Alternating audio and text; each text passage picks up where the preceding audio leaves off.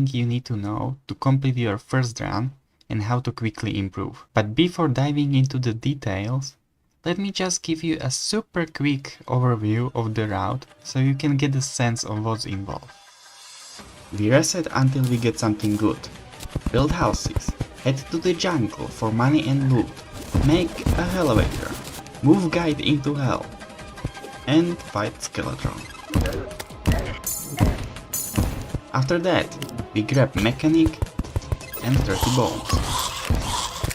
Kill a wall of flesh with dynamite and move into hard mode. Next, we blow up hellstone for molten pickaxe. Break altars. Collect ores. And farm souls with crimson enemies and dynamite. We also get vertebrae for the destroyer summon. We insta-kill the destroyer. Then it's off to the Shima to establish a secondary base and collect crafting materials. We craft summons for mechs and the boss rush begins. We kill the twins, then Prime. We look for the bull, then Plantera. Kill the golem, kill cultist, and the pillars. We have a cheese for every single one. Lastly, we skillfully fight the Moonlord. Skillfully with 3 platinum coins.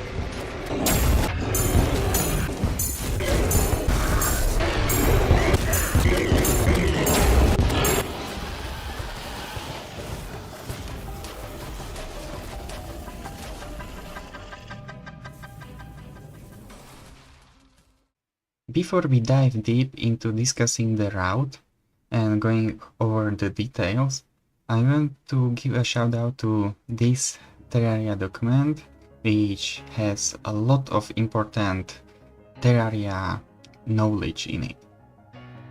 It covers the world generation, the items in dungeons, how to find sky islands, how to distinguish jungle entrance, and many more important stuff that you will want to know. You don't need to know everything to just finish your first run, but it will definitely help. And it not only covers world, but also some tricks that can you help speedrunning, also some setups, some builds, and on the last page, or the last section, there are speedrun tips that I really recommend reading. There are many useful tips that you might find, including what to practice and also how to set your hotbar and so on. Then there is my Terraria cheese sheet, which covers every single boss cheese and also event cheese in speedruns, which also includes the pillars and also souls and many alternative soul builds. So definitely check this out, and I will also refer to this sheet a lot during the tutorial. And one last thing before we analyze the route, let's talk about movement basics in speedruns. I'm gonna highlight 3 strats that are easy to learn but very important to know. First, placing platforms on trees and walls. This one comes useful throughout the run, so you have to be comfortable using it. You can jump over enemies, holes, prevent fall damage, and reach numerous places. Second, get comfortable using a hook. Hook gives amazing mobility, counters fall damage, allows rapid movement change, resets double jumps or wings, gives a lot of momentum, not just for travel, but during boss fights too. Third, Featherfall Potion. This is by far the strongest potion in the whole game, better than most wings, but it takes some skill to use. You can hold up to slow down your falling speed even further. Press down and you fall at regular speed, meanwhile still ignoring fall damage. You have full control of your vertical movement speed. Together with a hook, you can perform a featherfall launch, which catapults you high in the air. And if you order featherfall now, you get a chicken teriyaki with it for free, the best travel option in speedruns. It's just featherfall and jumping off a minecart with full speed.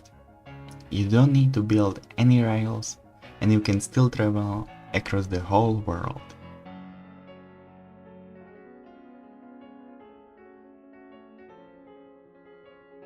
The route can be divided into 3 sections. The early game, which covers everything in pre-hard mode, the mid game, focused on gathering materials and preparing for the max, and the end game, where you already have all the necessary gear and proceed to defeat the remaining bosses one after another. Here's the outline for the route if you want to take screenshots, but now we will go over every single segment in detail. The early game. First of all, you don't want to play just any world. You want to reset for some good loot. This means that you want to get some money at the beginning. You want at least 50 silver, as that is the requirement for the merchant to move in. Then you also want some mobility item. This includes something like double jump or carpet, or even an umbrella, which is a great mobility item to prevent fall damage. Then you also want to get bombs, which can drop just from pots. Great starts are pyramids, because they have almost everything from this. They give you money, mobility item, and they have pots which drop the bombs. And how do you find the pyramid? Because sometimes you cannot see it, it's buried in the sand. Well, easy. You take the housing menu and click. You can see that it says too big. When you click on the wall, it says too big. When you click on the block, it says it's a solid block. When you click somewhere where it's not pyramid, it says a missing wall. Only a pyramid says too big. So that means it's a pyramid. Optionally, you can also reset for hill caves. They often don't give you as much money, and sometimes they don't have anything. Then also there are the living trees, which have this room with the living wood chest, and this chest often has bombs and over 50 silver. Don't forget to mine this living loom, as it sells for over 2 gold. All crafting stations sell for this much. A semi-decent starting option is Sky Island. The Sky Island can have a chest with over 50 silver, and often the chest also has bombs. Balloon and the Lucky Horseshoe are great for jungle, but Sky Islands are tricky to get to, because you have to use either rope or build platforms. And to find Sky Islands, you can search for these water puddles, which don't generate naturally. They are the result of water overflowing from the Sky Island and dropping down in the world generation. And if you see this small puddle near spawn, that definitely means Sky Island. Overall, pyramids are the best. They give you the money, bombs, and mainly the mobility item, which makes the following jungle and elevator segment much easier. Hill caves and living trees are nice, but not always give you the money or mobility against fall damage. Sky Islands have nice loot, and the cloud blocks are a great counter to fall damage. But reaching Sky Island can be tricky and often waste a lot of time. Building houses. For that you need wood. You can either chop down the trees or blow them up with bombs. To make sure the bombs don't roll, you throw them directly under you. And why do we need houses? It's because of Demolitionist. He is by far the strongest NPC in speedruns. Grenades and dynamite will be your new favorite weapon. We will build 5 houses total, 4 with walls and 1 without walls. The house without walls can be made in many shapes.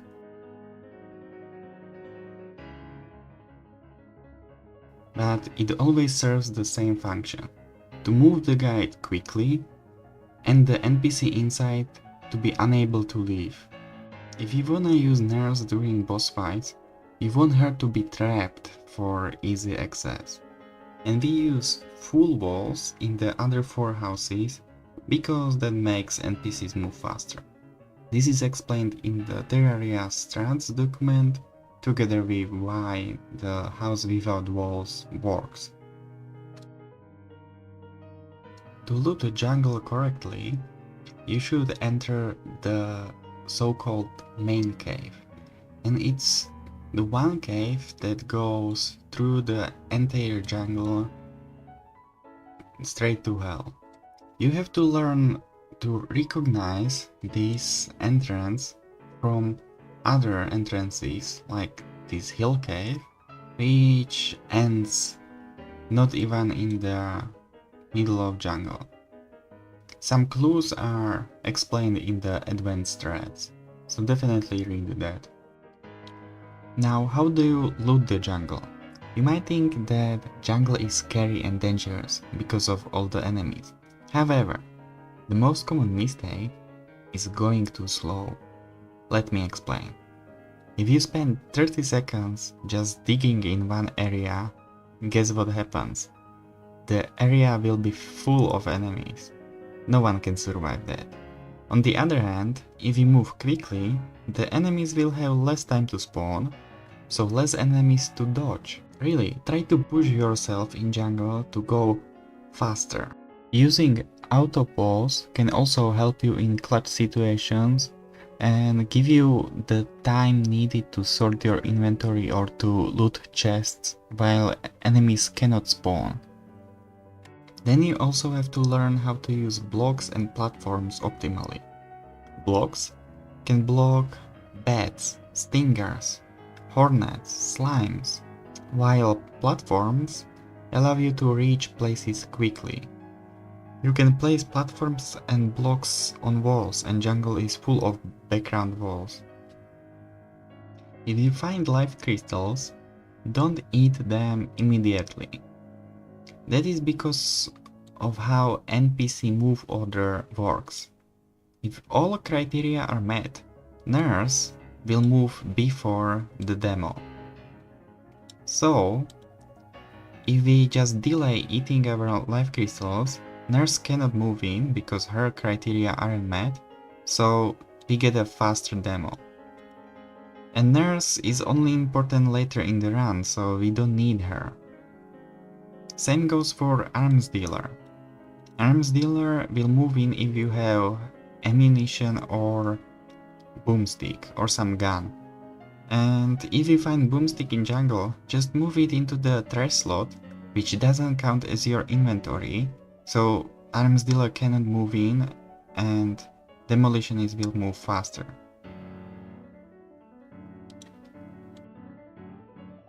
Once you run into a dead end, or you already have enough loot, recall from the jungle and sell to the merchant. He is happy in the forest biome, so selling to him gives you more gold. Then buy 1 or 2 anvils and piggy banks and talk to demo. From him buy 150 grenades, like 50 bombs, and use the rest of the money for the dynamite. You should have around 100. Now it's also a great time to sort your inventory and put items you don't need right now into the piggy. Also craft a bed. Hopefully you found some iron bars or iron ore in the jungle so you can craft sawmill, which is needed for the bed. and the bed will be used very soon. The elevator is a consistent way to get a hook and obsidian, which are needed for the run. The hook can be crafted from 15 gems of any kind, so look out for those. Any hook is quadrillion times better than no hook, but check the wiki for which hooks are the best. And now, how to make a elevator. It's not as simple as just throwing dynamite in a straight line, so let's talk about it. Some items make it way easier, and Featherfall Potion actually allows you to just throw the dynamite in a straight line. Holding up slows your falling speed so much that the ground below is being destroyed faster than you fall, making it super easy to do a elevator.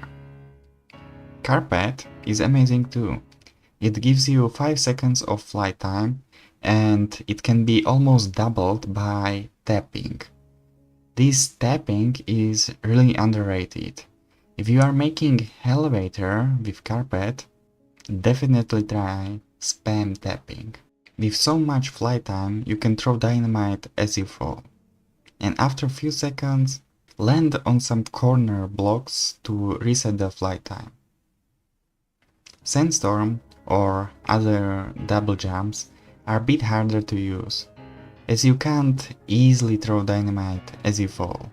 The strategy is to throw like 5 to 10 dynamite, then drop down, using the double jump to prevent fall damage by landing on some sides of the elevator.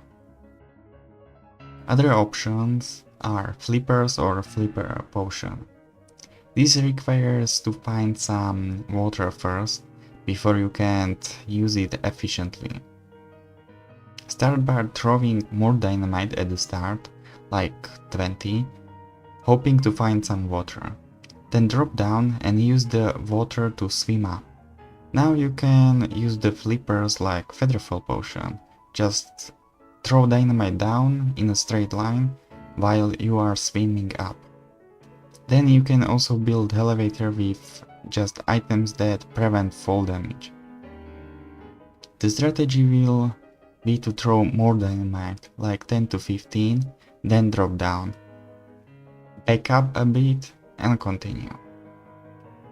It's not the fastest, as you will have a lot of breaks where you are not throwing dynamite, but it gets the job done. You can also build a elevator with no mobility item. For that, I recommend throwing the dynamite more to the side. You can create these stairs, but this is not ideal. Kinda slow, uses more dynamite, and it's really easy to die to fall damage. In this scenario, you are hoping to find gems for hook as quickly as possible, so you can somewhat decently finish the elevator with using the hook. Then also, when you are building the elevator, don't take rails. Don't go away from the path too much. New players often end up searching caves and wasting a lot of time because the caves usually don't have that much loot.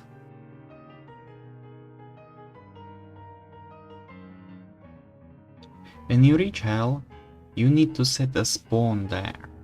This is because you will now spend a lot of time in hell, maybe die a few times, so it's essential to have a spawn point there.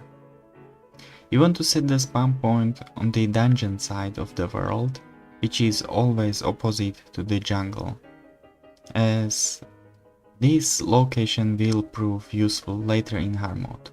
More on it later. But for now, we will want to return to the world spawn. For that, you will bed warp. What is a bed warp and how to do it is explained in the doc. On the way to the Skeletron, in most worlds you will pass by a crimson biome. You will need vertebrae for the destroyer later, and it's easier to get it right now in pre-hard mode. Getting 6 to like 8 vertebrae is enough for now. We'll also wanna grab around 200 crimson blocks. For that, throw 5 to 6 dynamite on the cave. For the skeleton fight, check the cheese sheet. Dynamite cheese is the fastest, but you might find the rope cheese more fun or easier. You can also use the nurse cheese, but for classic, I really recommend learning the dynamite cheese. From dungeon, you need 30 bones and mechanic. To optimally farm bones, look for the spike pits. Bomb the bottom so enemies can spawn down there. They cannot spawn on spikes. For the enemies to spawn under you, you need to be 34 to 45 blocks away from the floor, and you can easily guess the distance if you are using the maximum resolution just by having the floor few blocks off screen, and the enemies will start spawning under us. See, the enemies are spawning, and we can quickly kill them with grenades and then just collect the loot. If the enemies aren't spawning, let's say we would be standing here or here, we hear that grenades aren't hitting anything, we just move a bit higher and the enemies will start spawning. If let's say we are too high, and again we are not hearing any spawns, just move down until you can hear the enemies. If you don't have a hunter potion, you can still look for the mechanic by listening to the sound she makes when she gets hit. You don't have to see her to hear the sound, so we get notified when she takes damage. We will finish off the early game by defeating the wall of flesh, and we will probably do that with dynamite, as that is the fastest and easiest method. For that, check the tutorial that I have. I have a full video for it explaining everything in detail. And if you are not into dynamite, you can also try something with minecart and using some weapons, but if you really want to take speedrun seriously, I really recommend learning the dynamite, and for classic it's really easy. Mid-game is all about gathering crafting material. We need to prepare for the max fight, so we need to craft the summons, weapons and buffs. As hard mode starts, a couple things change. Now you can use dynamite to mine hellstone, so that's what are we going to do first. You need the molten pickaxe, which is 60 hellstone ore and 20 obsidian at the hellforge. To collect the hellstone safely, craft obsidian skin potion. Hopefully you found some water leaf on the way to the jungle and some fire blossom in hell. Other ways to collect hellstones safely are listed in the dock. Next, bedwarp again and head to the Crimson biome. Break altars with Bone Hammer. The ore tiers will cycle. You never need the third tier, so don't waste time with it. Then know that each cycle spawns less and less ores in the world, so don't bother looking for every single altar in the Crimson. Aim for breaking at least 5 up to 11 altars. Every time you break an altar, it spawns a wraith. Wraiths are really easy to dodge. You can easily lead them to a hole from which they can't reach you. Don't try to kill them for souls, this is just a waste of time. With your new molten pickaxe, you can now mine the hard mode ores. Mine 45 cobalt or 54 palladium. To carve the drill. In speedruns, the drill is objectively better. It's faster and you still get the mining speed bonus if you are block swapping. If you hate the drill sound, get the quiet drill texture pack. Next, your goal is getting the hard mode anvil, as that is used to craft the max summons and many other hard mode items. You only need the anvil, which is 40 mithril or 48 orichalcum ore. Remember these numbers. After getting the anvil, you don't need any more ores, so don't waste time mining it. Also, you don't have to mine all the ores right after smashing the altars. You can overlap finding the ores with the upcoming segments. Farming souls. One of the most annoying split in your run. You might die a lot during this part, so that's why we set a spawn in hell. When hard mode starts, 2 new biomes were created. They always form in a V shape, centered more on the dungeon side. That's why we set the spawn on the dungeon side, to be close to each biome. This is important because we will be farming the souls in hell. The soul farm is, by the way, the main reason why we are playing on Crimson. The underground Crimson enemies are very easy to farm, and there are 2 ways about it: dynamite and lava. Dynamite is preferred way as it's a bit faster, kills the floaty growths and hell enemies, but you need to buy around 100 dynamite to farm both souls. The lava soul setup is for free, but cannot kill all the mobs. It's still useful to know how to set it up, because sometimes you will be low on money in speedruns, and it's a great backup. Both setups are explained in detail in the sheet. You need to collect some ichor, 9 souls of light and 15 souls of night, plus some vertebrae, so you have 12 combined with what you farmed in pre-hard mode. You will now kill 2 destroyers next. This is very easy, as 1 destroyer can be killed with just 5 dynamite. Learn the insta-kill setup explained in the cheat sheet. There I have a quick insta-kill tutorial where I cover the main concepts and some basics about the setup. From all the insta-kill strategies, for a beginner I would recommend the counting 70 rope strat, which is the easiest, most consistent and will give you the best results. And later on you can learn the ruler 13 method, which is slightly faster but a bit harder to do. Both of these strategies are explained in the tutorial. Now I should mention that some players prefer to fight the remaining bosses legit, without any major cheese. For that you might want to get wings, which can be easily purchased from the steampunker. For her to move in, build 5 more houses, and the next day she will move in. Another useful NPC is Arms Dealer, as he sells unholy arrows that come handy later in the game. Simply having bullets in your inventory will make him to move in.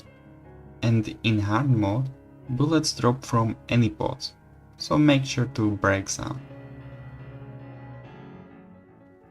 Before wrapping up the mid-game by defeating the mechs, we head to the Shimmer for final crafting materials and buffs. So, how do you find the Shimmer? First, it's always located on the jungle side of the world. On Small World, simply go to the start of the beach and dynamite straight down. You are guaranteed to hit the biome.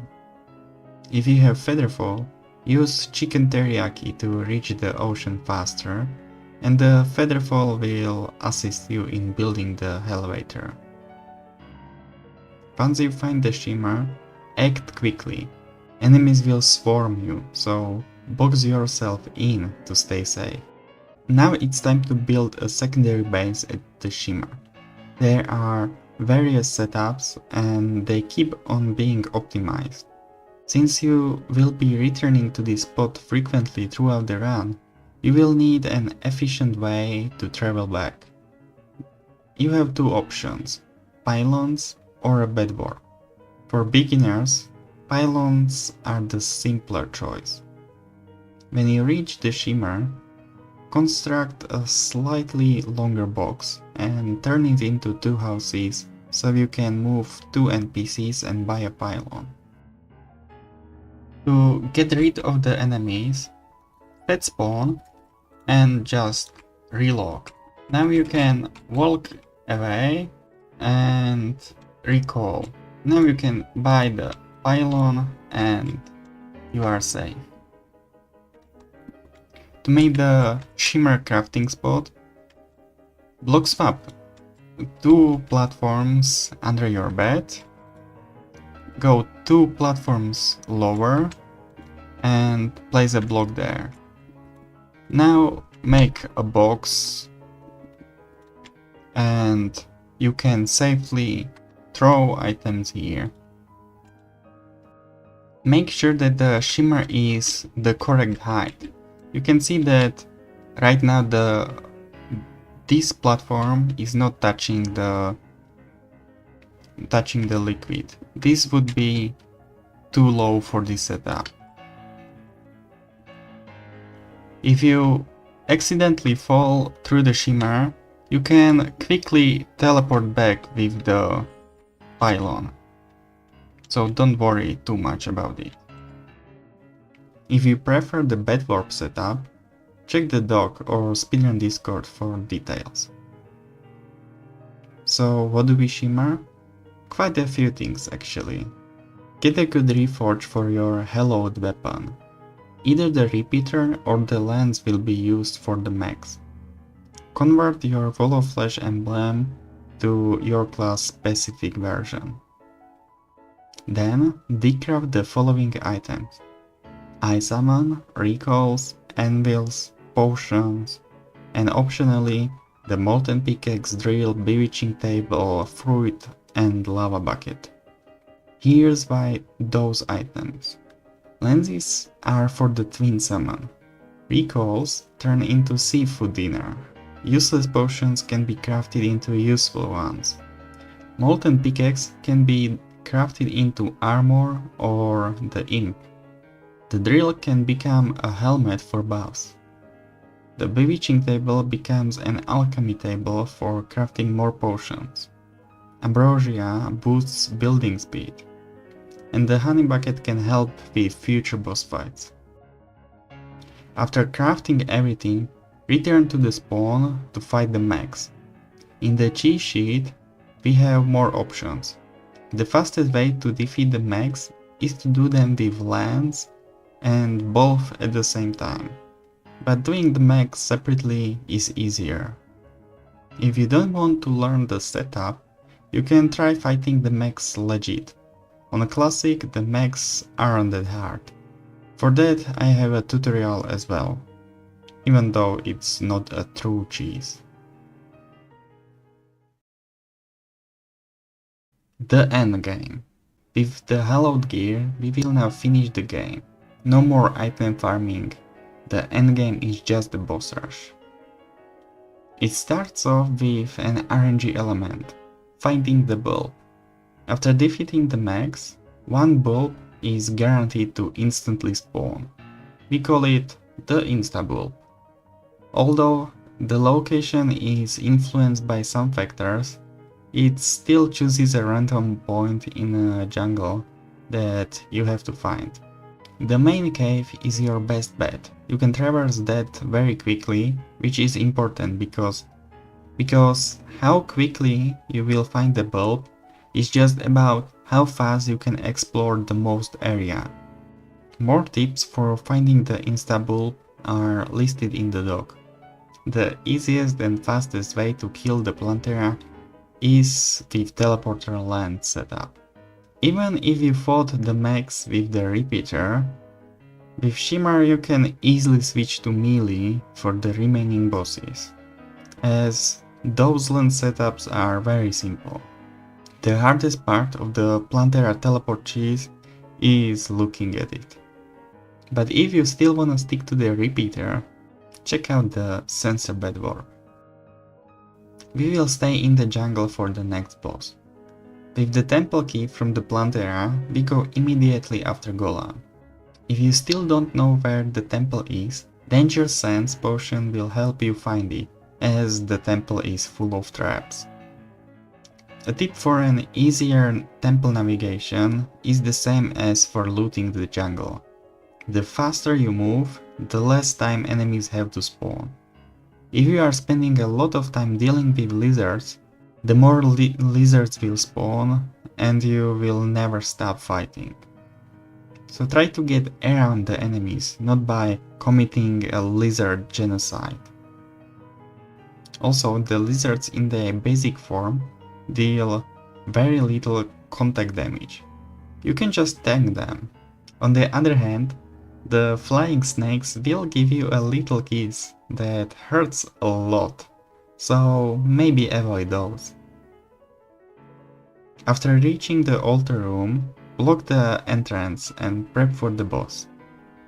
Lance cheese is again the easiest and the fastest.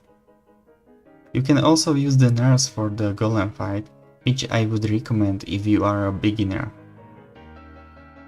If it's not nighttime yet, just sleep so nurse can move in. And if you are not into lands, you can try the fireball block for the last phase.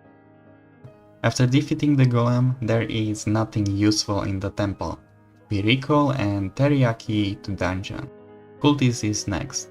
I told you the endgame is just a boss rush. And I feel like I'm repeating myself, because, again, lands will be the easiest and fastest way to cheese the cultist.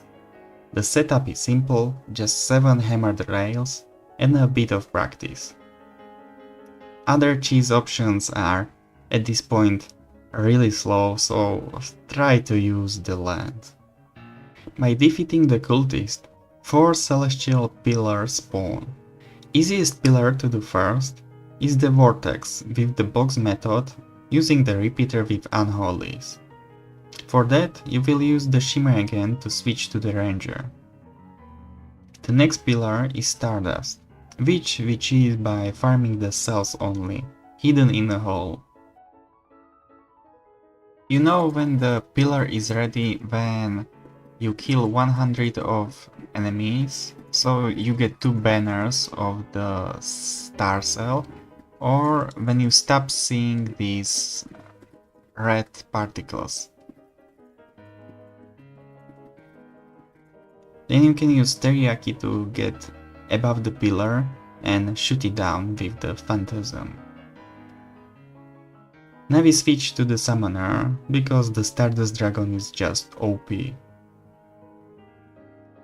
Nebula and Solar have the same cheese, so the order doesn't matter here. All the cheese setups are explained in the cheese sheet. With the impending doom approaching, get ready with Nurse for the final boss. You will use Daybreak and Summoner armor with the dragon. Make sure to have at least 1 platinum coin for the healing at Nurse. If you are poor for some reason, you can sell the monolith crafted from the fragments. The Moonlord Nurse tank is pretty easy. In the first phase you can keep the Nurse dialogue opened, but when the eyes pop, close the Nurse dialogue after healing so she can heal herself. With this, you completed your first Moonlord speedrun. GG. Okay, I'm done with the guide.